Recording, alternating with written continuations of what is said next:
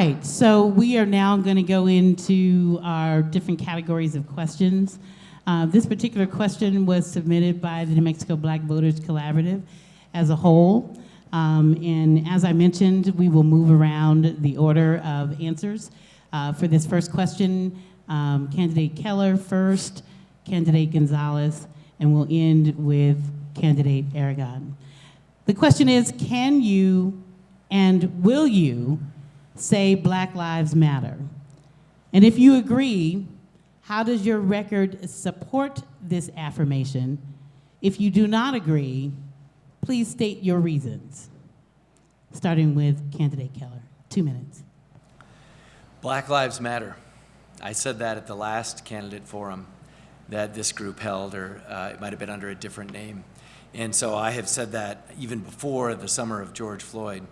And it's because I believe that we have a situation in our country and here in Albuquerque where racism in all forms, but especially even anti-Blackness, still exists.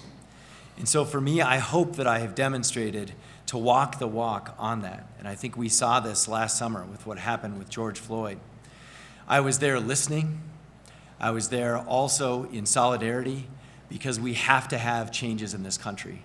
And then after listening, I tried to say, what can we do in Albuquerque to actually own up to the challenge that was brought before us for racial justice? And that's why you saw a number of things come out of our Office of Equity and Inclusion, an office that I created, an office that I ran on last time, and I'm so grateful that we have. In that office, worked with the community and came up with numerous ideas, whether it was a new curriculum at our police academy, whether it was having things like a superintendent of police reform to actually make sure reform happens, whether it was being honest about where we have let folks down when it comes to reform, whether it was also moving the ball forward in terms of things like our African American history efforts that we're doing at our cultural center, or it's even issues like understanding our community safety department and what it means in terms of reducing the traumatization of neighborhoods of color, the over-policing of neighborhoods of color, and the individual racism that people still feel on the streets of Albuquerque. This department is alternative policing, and it is a reflection of the courage that frankly the community gave me to do something that our administration was already piloting. And we said, now we're gonna be the first city in America that when you call 911, you're gonna get a third response, a social worker, a trained professional, so that situations are not escalated, and also so that our officers can focus on fighting violent crime. Thank you, candidate Keller. Candidate Gonzalez. I would say all lives matter. My campaign manager is a Black woman and successful. While I was in the Marine Corps, my roommates were Black.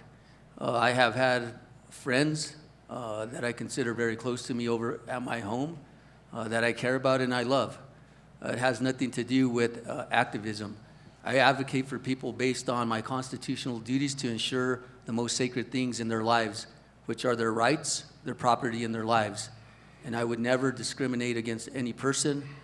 My first appointment as sheriff was having an undersheriff that was Black, and because he was qualified and he was there. In my constitutional duties, I have a responsibility to represent all the people, and I will continue to do so. Thank you, candidate Gonzalez. Candidate Aragon. We get 2 minutes, correct? 2 minutes. Okay, thank you. All lives matter, period. We've been divided in this country based upon the level of racist implosion here in this country that's been going on. There's no doubt that there are certain elements, certain aspects of things that have happened here in this country. But I think we need to understand, as a Republican, I'd like to state that, which is, I didn't state that in my opening statement, and being 4.6% Black,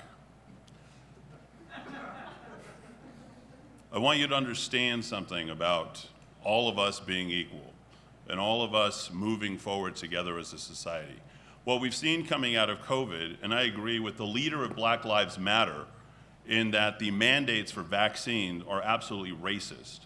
And you see the numbers of people who are taking those vaccines, only 56% of African Americans are taking those vaccines right now because they don't trust it, and neither do I.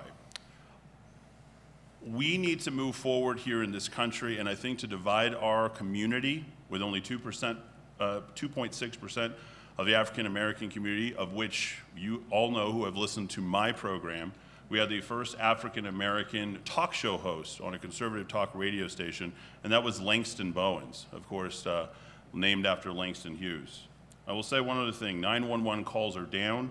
I don't believe in the endless pandering, and certainly the money that's handed out to certain aspects or certain groups or certain yelling and protesting that's been going on here in our community, and has not made our community better. Again, I want to reiterate, the first 23 congressmen that were elected here in this country, they were Republicans. The Democrat Party itself is the party of slavery. And if anybody needs to go ahead and do a little bit of history, I would suggest that they go look at the beginning of 1912 and look at Woodrow Wilson. Thank you very much.